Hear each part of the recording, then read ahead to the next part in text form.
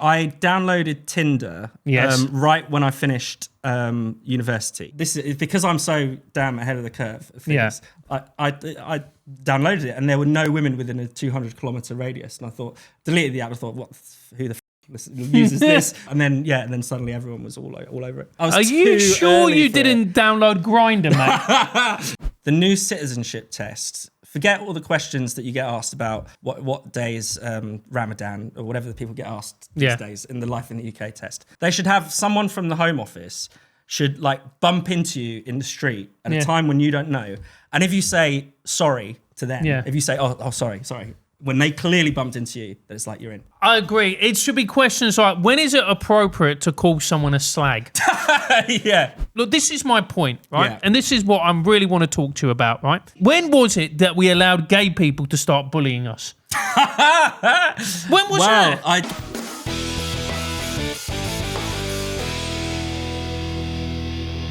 Hello and welcome to Francis Foster Sort Your Life Out, the show where I sort your life out. Bear in mind, not a psychotherapist, any type of therapist, physiotherapist. So the advice you're going to get on this show is golden. Every week I bring someone on to help me sort your life out. This man is fully qualified. He's got certificates in every type of field. So basically, if he can't sort you, no one can. Fraser Myers, welcome to SYLO. Thank you for having me on. Absolutely thrilled to be here.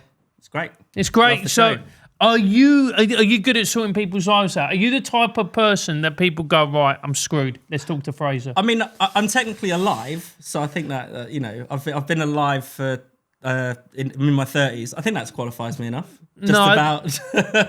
Haven't had some terrible, killed myself or anything, or ended up in some disastrous accident, been stupid enough to walk off a cliff or whatever, so I'm doing okay. You're doing all right. I mean, that doesn't necessarily qualify you. Do people come to you for advice? Yeah, sometimes. I don't know whether it's good advice or not, but what type of advice is it? Is it kind of like, do they come to you for love advice? Maybe advice in the bedroom. I couldn't tell you that if that were true. Really? Keep that under There you wraps. go. But anyway, we're going to get stuck into your questions, to your queries, to your dilemmas. First one, Jackie, up you get. Dear Francis, my teenage son won't eat dinner with us anymore. He takes his plate to his room and eats watching TikTok. Do I push the issue, or is this just what teenagers do nowadays? Yeah, it's tough, isn't it? That probably is what teenagers do. But you got to eat together as a family. I can relate. I mean, if I was a teenager, I didn't enjoy having the family meal. Sometimes you just want to be in your room, you just want to be playing PlayStation, just want to be on your computer doing whatever. Sometimes when you're at that certain age, it's like you just want as soon as you've eaten, you're like straight back to the room. But it shouldn't be the teenager in charge. You've got to tell them it's good for them to be with the family. So what kind of background? Where are you from, Fraser? I was born in Harlow. I grew up in a town called Bishop Stortford. All right. Isn't that quite posh? Airport. It's kind of posh. Yeah. I've had family in London as well, so I've lived in London. My dad's from the East End, like Canning Town. Mum's side of the family, they're from Southport. So it's a kind of interesting mix of places. There's an ethnic mix as well. People always ask, I always get the "where are you really from" question, which is supposed to be really offensive. I don't find it offensive at all. But my granddad's from Yemen, so that's that explains some of the things, some of the questions that. So you've only got 1/4. It's all it takes. It really is a one. No, it's not, mate. I'm half Venezuelan. Look at that. What are you talking about? Weaker genes or something? I don't know. Yeah, exactly. The Yemen is strong. Yeah. Yemen is strong in this one. So that's all it takes. That's all it takes for some of us. Yeah. Really? Yeah. Wow. But I usually get Italian or Greek. Yeah. Or something like that, rather than Middle Eastern. Yeah. So they question your work ethic, basically. Exactly. Yeah, basically. Right. which is fair enough. Look, I agree. I think that the worst thing you can do is just give in to kids. Yeah, definitely. Because they're wrong. Kids are always wrong. Adults are generally always right. Especially your, lovely listeners. They'll be on the right side of things. Yeah, you can't give in. No, you can't. I don't understand when it's like, do I push the issue? Yes, you push the issue. Yeah. You're a parent. That's what you're meant to be doing, is pushing the issue. And they smell any sort of lapse in discipline. They smell the Yeah. weakness. They're smarter than you think. Yeah, they are. They're like a particularly cunning rodent. Yeah, very manipulative children. Yeah. Not fan. I'm not a fan. You're not a fan of kids. Do you want kids, Fraser? I don't like the in the abstract. I can't answer the question. With the right person, yes. With the right person, are you seeing anyone at the moment? Not at the moment, no. Not at the that's moment? got me off the hook. That's got you That off. question. You got you off the hook. Are you dating at the moment? Not at the minute. No, see what happens. You see what happens. You see what happens. Have you done the whole Hinge thing? You know, it's a funny story. I downloaded Tinder Yes. right when I finished university, and I had nothing to do. And this is because I'm so damn ahead of the curve. Of things, I downloaded it, and there were no women within a 200-kilometer radius. And I thought, deleted the app. I thought, who the uses this? What a waste of time these things are. And then suddenly everyone was all over it. When was this? Later on. When This would have been 2013. So you went on Tinder? I went on Tinder, And there were no women. I was too early. Are you sure you didn't download Grindr, mate? Yeah, and got the settings wrong. No, just got this. Or catastrophe. Yeah. You got the settings absolutely correct. But why am I surrounded by tens of thousands of men? No, So, and I've never really bothered with them. I find that's too mechanical.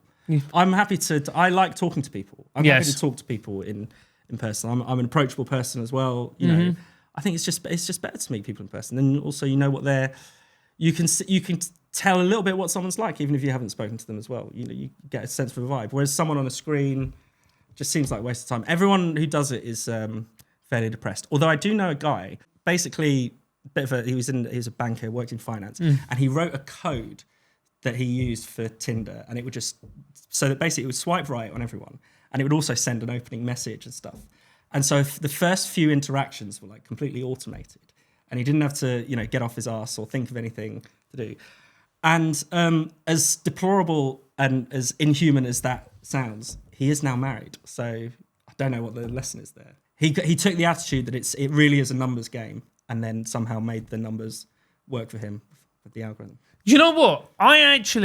Jack's got his notebook out. I've never seen him take notes before. He's taking notes. Yeah, he's like, what's the algorithm? What's your mate's name? Give me his number. No, you know what? I'm in deep admiration for that. I'm in deep admiration because what it is it's gaming the system. Yeah, but the system is evil. Yeah, so why not true. game an evil system? Yeah, no, I think that's fair enough. It is, and it's presumably for him would have been less soul destroying or less weird because it's like probably the first bit is the hardest, I'd imagine. Yeah, like people will match each other, but then they won't necessarily reply. They won't necessarily actually take it further.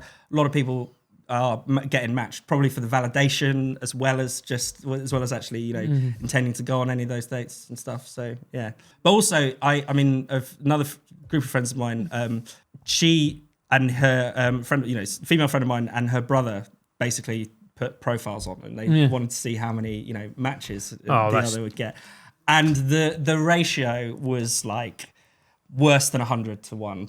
The female to the male. Like, so it's tough competition out there for the guys. It is tough competition. How were they equivalent in hotness, in attractiveness, the brother and the sister? Yeah, or I think so. Yeah, I think it was a fair contest, and they both put a good effort into having good profiles and having good good text and stuff on the dating app and good pictures and all that stuff. I think it was a fair contest, and it was just she wiped the floor with him. She absolutely smashed him. Yeah, and I think that's why there's probably a lot of male frustration out there. Yeah, there's a lot of male anger, isn't there? There's a lot of angry men out there who've just been on the. It is a kind of weird dystopian world. Yeah. Yeah, if you pitched it to someone 20 years ago before these apps were around, people would probably be quite freaked out by it. Yeah, but but then again, as I said, I know lots of people have gone met their significant other on these apps. Have got married through them. It really, So it's swings and roundabouts, isn't it? Yeah, and those people probably and some people who maybe would be a bit too shy to approach someone in person has met someone on an app, or would have just tried to find someone in their office has met someone on an app. So there's good and bad. Because that's the problem now, is that thanks to political correctness, you're not allowed to shag your secretary.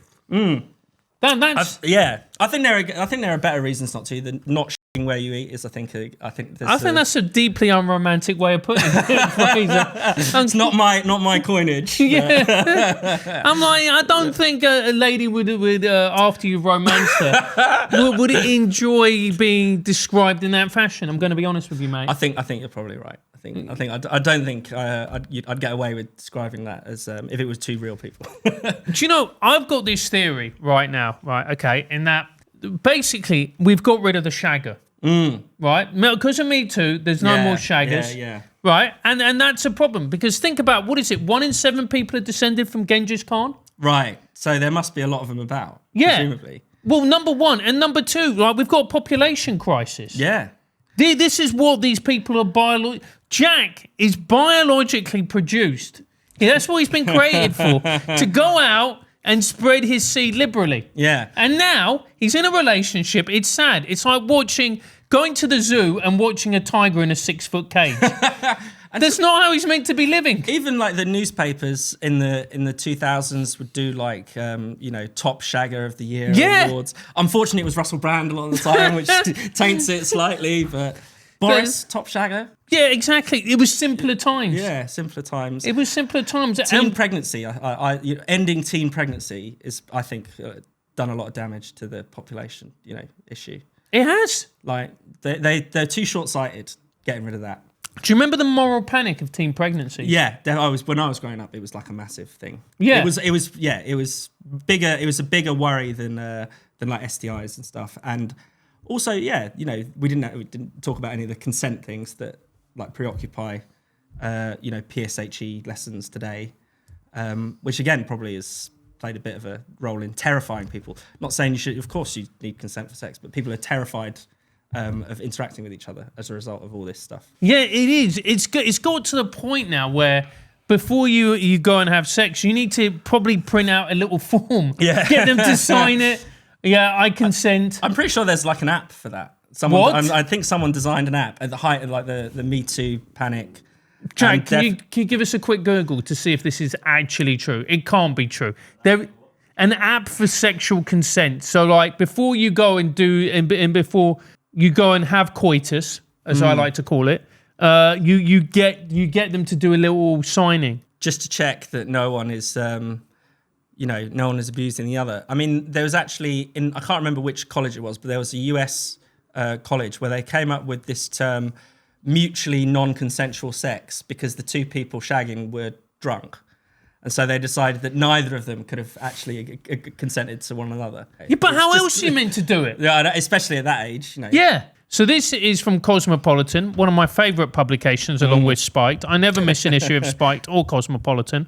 The idea of an app to virtually record to record sexual consent has unsurprisingly sparked global backlash. The suggestion is being championed by the New South Wales Police Commissioner, Mick Fuller, who said it could be a brilliant way to establish positive consent, as opposed to what? Negative consent. Well, yeah, because that was this idea floating around at the time, that if someone hadn't given positive and enthusiastic consent, and not just at the start of it, but throughout. Do you remember there were these like public information films that were put out, and they were said, and it was like, can I carry on? Is this still okay? Do you want me to put it there? Kind of thing. This stuff was great. It's kind of been memory hold, I think. It's been a little bit forgotten about because it was actually pre-Me Too. Yeah. So yeah, I think this was around 2014, 2015 when this sort of, people were talking about we're living in a culture. Yes. Remember that phrase? Yeah. No one says that anymore, really. No.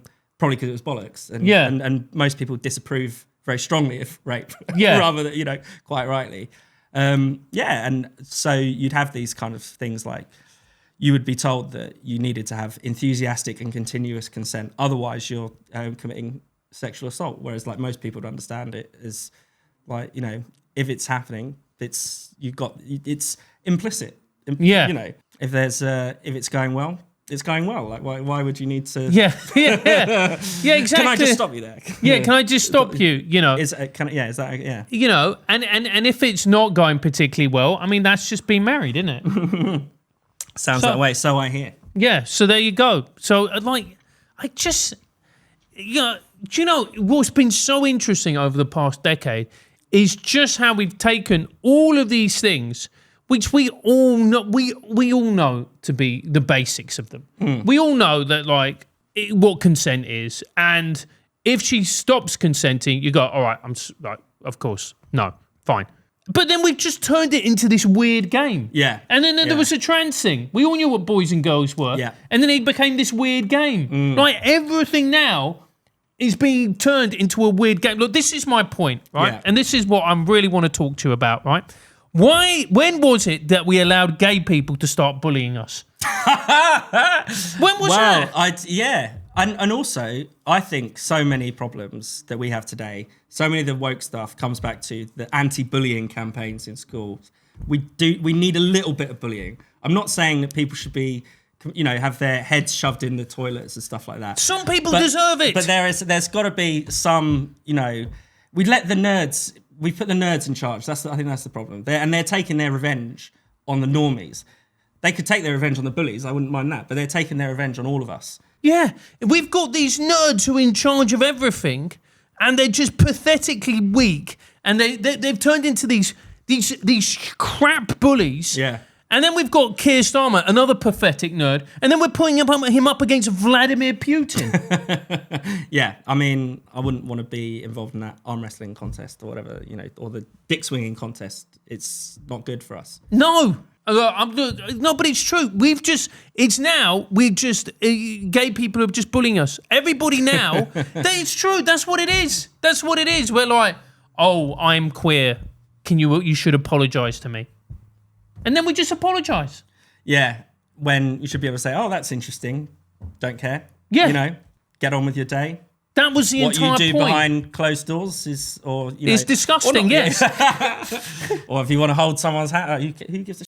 It's your life. Yeah. Not an issue, not a political issue, especially now, now we have equal rights and all those things. We should have just been able to move on happily.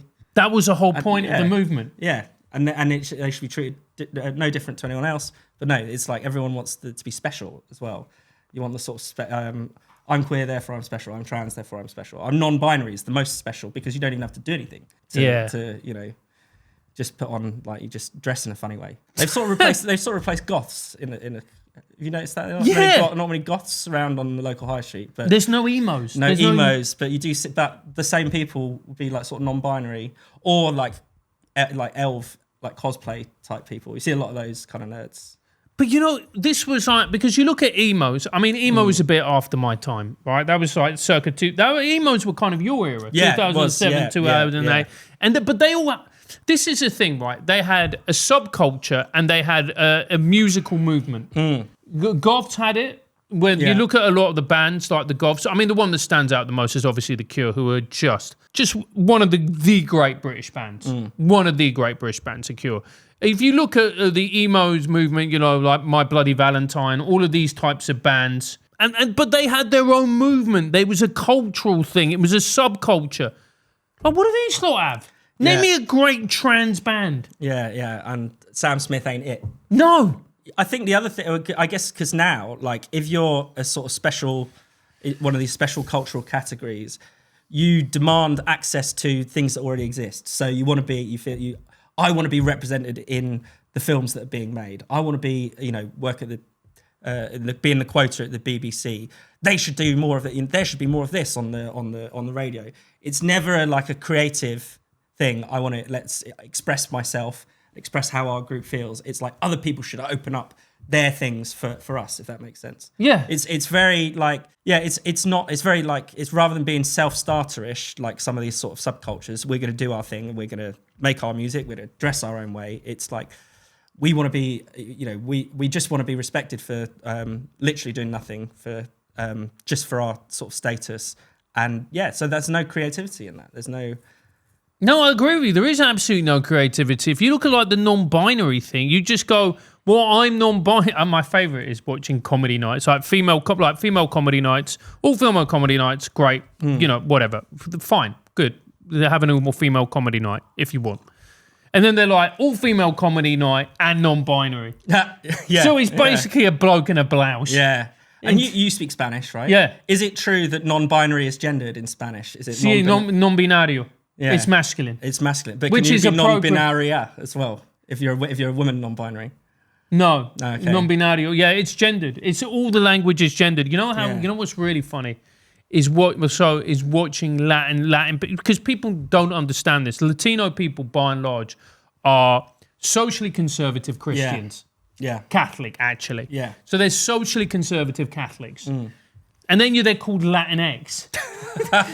It's like you're trolling them to their face. But this idea that, I mean, people of colour in general, that they're all woke. Yeah. And it's the opposite. They're much more socially conservative than, the average white person. Yeah. In general, if you were to pick people out at random, it's just bizarre. It's a weird sort of almost like colonialist thing of like, we're imposing, it's a sort of, strange white people imposing ideas about how Black or Latino people should be onto them. It's bizarre. It is. They should call themselves out, I think. Absolutely, they should. Right, moving on, Jackie. Dear Francis, I saw on the news that Reform UK wants to abolish indefinite leave to remain, potentially affecting hundreds of thousands. My mum cried. She's lived here for 40 years. What's the measure of belonging? Being here for 40 years, I think your mum is basically British. It is... My mum's been here for 40 years, mate. She ain't Or she should definitely, I think Reform's gone a bit wrong here because it doesn't make a distinction because we all know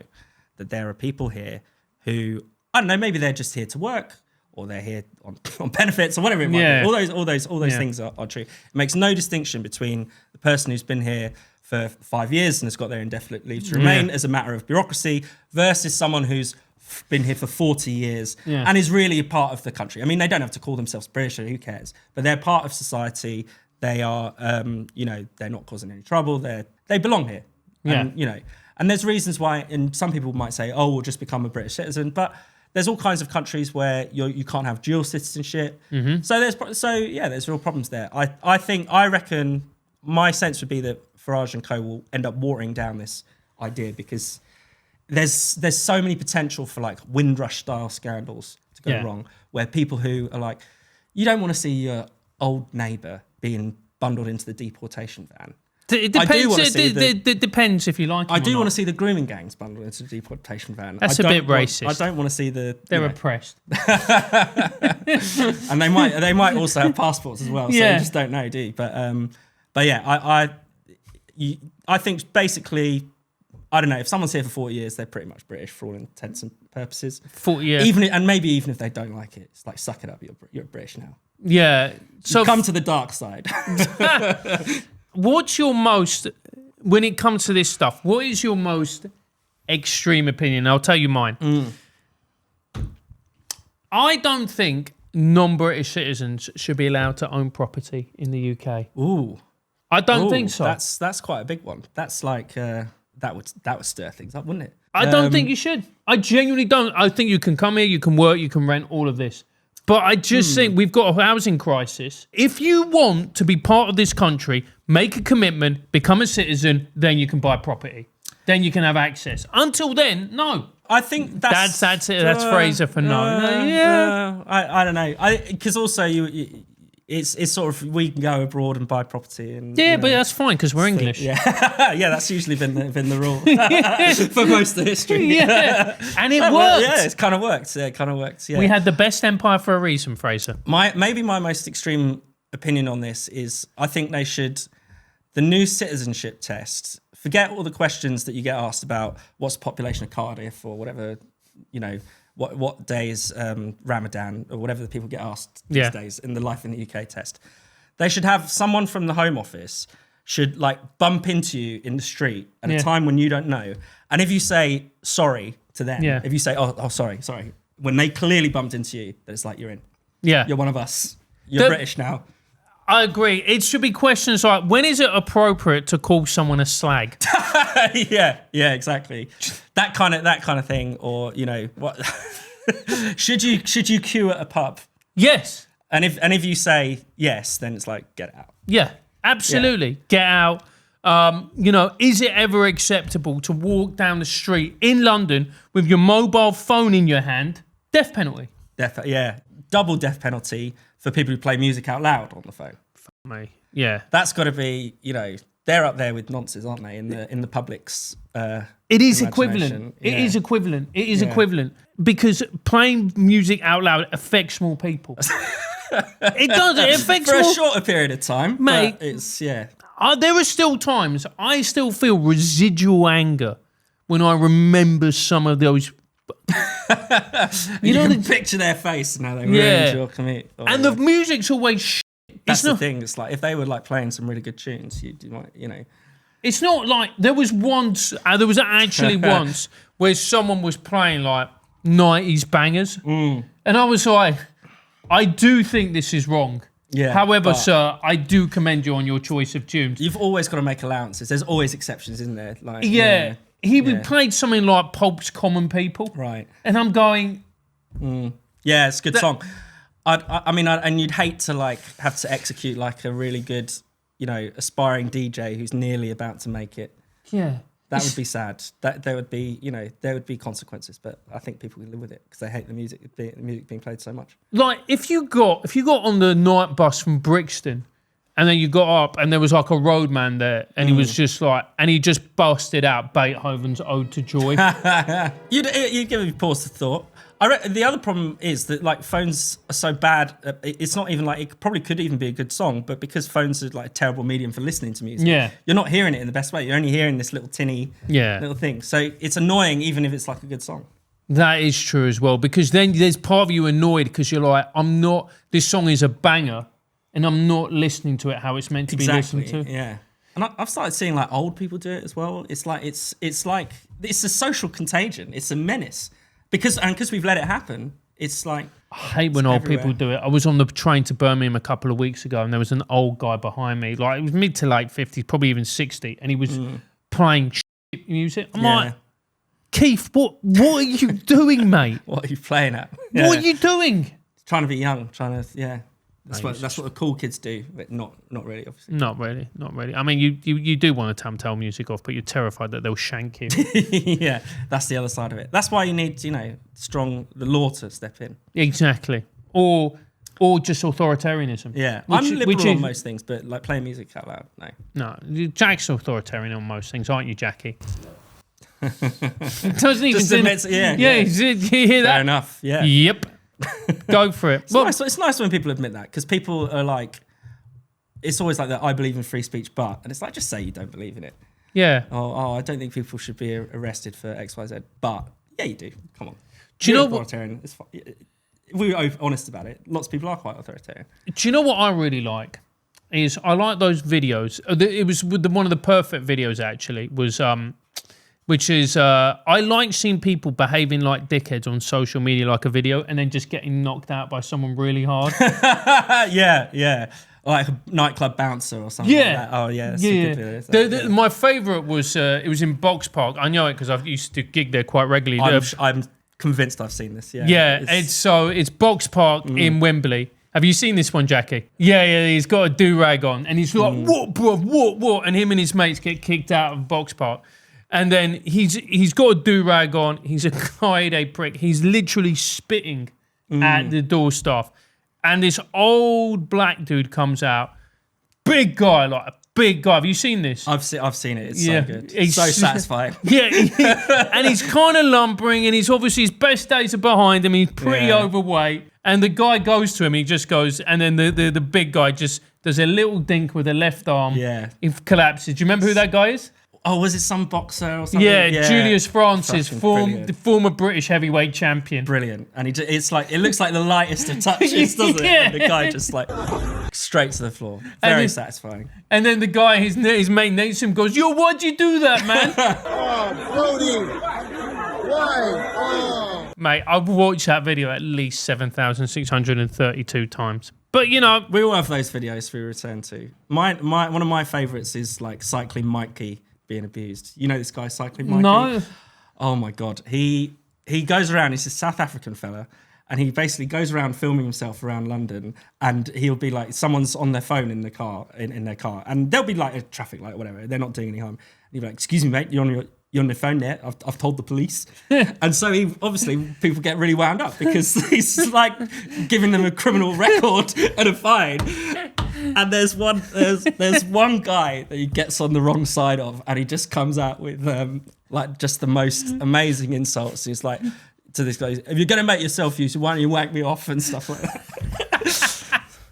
It's like, oh, you're a Chelsea fan, knew you were a virgin, and this guy, Cycling Mikey, just like takes the abuse like some absolute creep, and it's so good. It's so good. I highly recommend it. Does he have a big following online? He must have huge following, but it's mostly hate followers. So he gets recognised.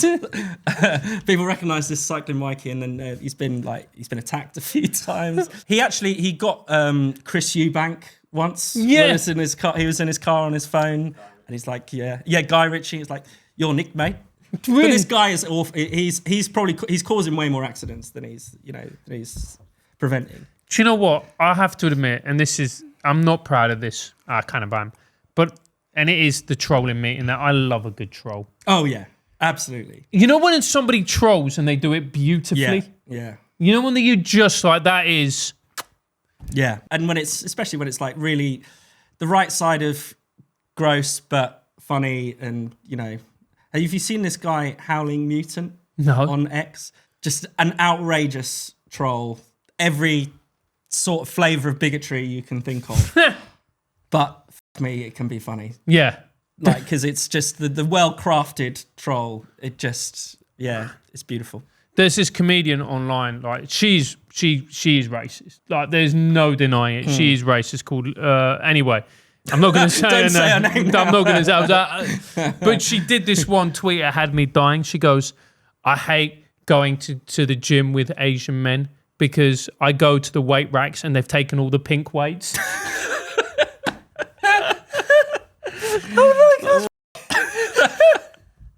If it's funny, it's funny, I guess. She just said it, and it was just, I was dying. I was like, I gigged with her in America, and I'm like, that is objectively racist, but hilarious. Yeah. You just go, Sometimes you've got to see the line and just cross it. And jump right over it. Yeah, but if you do it with panache. Yeah, that's the key thing. Yeah. Anyway, Jackie, next. Dear Francis, we tried swinging once. It ended in tears, humiliation, confusion. She says we just didn't try the right way. How do you desire freedom without fracturing trust? I think swinging just seems like a recipe for disaster. I just don't see how people could, there's too many things going on, too many people with different conflicting desires. I know someone who went to a sex party and didn't manage to sleep with anyone. So that's the level of humiliation that... was it Jack who wrote in? No, I was teasing. It was Jack. It wasn't Jack. Oh, it's Jack. Yeah, that's the level of humiliation that this swinging party seems to have avoided. But yeah, can you imagine that? You turn up at a sex party and no one, and I can top that story. It's like freely available, and nope. I can top that story. It's really bad. So I know a sex worker. She's very well known. She's a sex worker, and she organises sex parties. She's sex positive, all this stuff, right? And she organised like a fantasy party. Okay, Ooh, yeah, right? Okay, right. Oh, yeah. And one woman didn't get anything. Oh, that's very sad. He's just like, do you know what I mean? That's brutal. That's brutal. That's absolutely brutal. It's like the real life version of that Brass Side joke. Yeah. Where he's showing up, Chris Morris is showing his kid. It's like, do you not fancy him? Do you not fancy him? The pedo's like, no, it's not my type. And she's just like, and then I remember she told me that story, and I'm like, that is so, it's so dark. Yeah. Dark, humiliating, everything. Yeah. Wow. You just go like, whoa. And I remember her telling me it was just like, it was awkward. I'm like, of course it was awkward. Yeah. I haven't followed it that closely, but I keep seeing that flow chart from the Ayala sex party. Do you know this woman? Yeah. You've probably had her on. Yeah, we've had her on the show. Yeah. I keep seeing that flow chart and, various people who are at that one sex party suddenly coupling up and all this stuff. A bit weird. It's a bit, I think it's kind of a bit of autistic, bit like there's something about the desire to organise these things that I find a bit odd. There's an amazing article in like The Economist a while back about like these consultants, management consultants, who had all these spreadsheets as to how they organised their sort of polycules and things like that, and they had to put in the spreadsheet how much time did you get to spend with so and so, and did you have sex with them this week, and did you were you kind to them, and whose turn is it? And it just sounded, considering like you're reading it and like, oh, they're getting loads of sex, but it just sounds absolutely horrific and just the most, I don't know, something creepy about it. They managed to make having lots of sex with lots of people sound awful. This is why I hate the left. Yeah. Because it's someone on the left. It's someone going, so we've looked at the distribution of blowjobs. Yeah. And it seems that this Gavin has had 28.3% more blowjobs than the rest. This is unacceptable, and we need to redistribute. That's literally what's happening. It's so fucked up. Yeah. Mate, it's just it's bizarre. It's bizarre. I remember when I was teaching stand-up, I taught stand-up to a young woman. She was really lovely, very sweet.